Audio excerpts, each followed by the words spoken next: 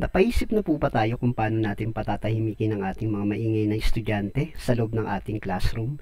Now in this video, pag-aaralan natin lahat yan. So without further ado, let's go sa ating topic. Ang pagiging maingay ng mga estudyante sa klase ay isang karaniwang problema na nararanasan ng maraming guro. Narito ang ilang mga paraan upang mapatahimik at mapanatili ang atensyon ng mga estudyante. Una, pagtatag ng malinaw na panuntunan at kaayusan sa simula pa lang ng klase.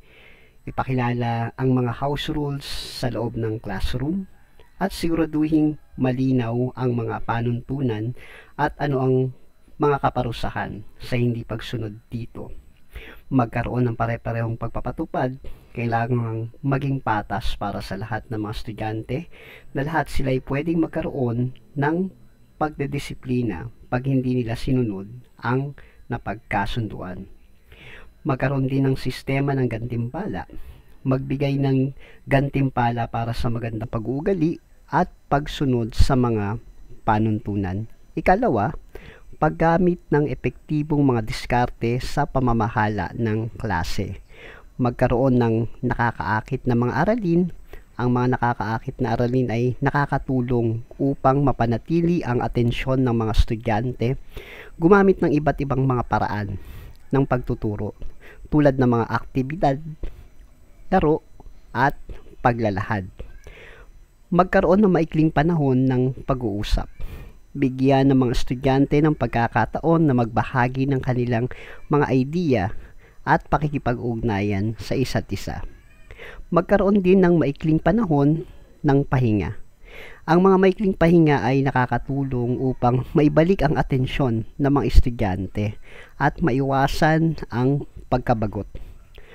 Pangatlo, makikipag-usap at pakikipag-ugnayan sa mga estudyante.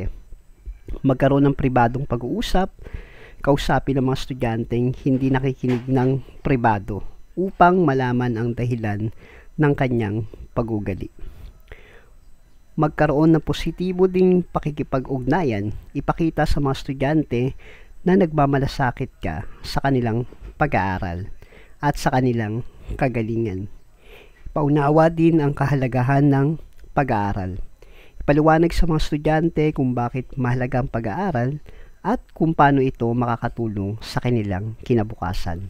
Pang-apat, paggamit ng mga tulong sa disiplina. Magkaroon ng sistema ng babala. Gumamit ng mga babala o senyales upang ipaalam sa mga estudyante na kailangan nilang mag-ingat sa kanilang pag-ugali.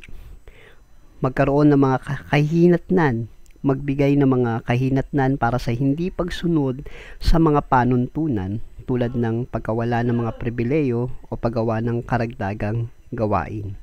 Dagdag din po natin dyan yung makipag-ugnayan sa mga magulang.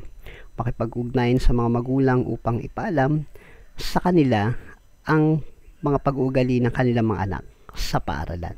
So tandaan, ang pagiging maingay ng mga estudyante sa klase ay isang komplikadong problema na maaring may iba't ibang mga sanhi.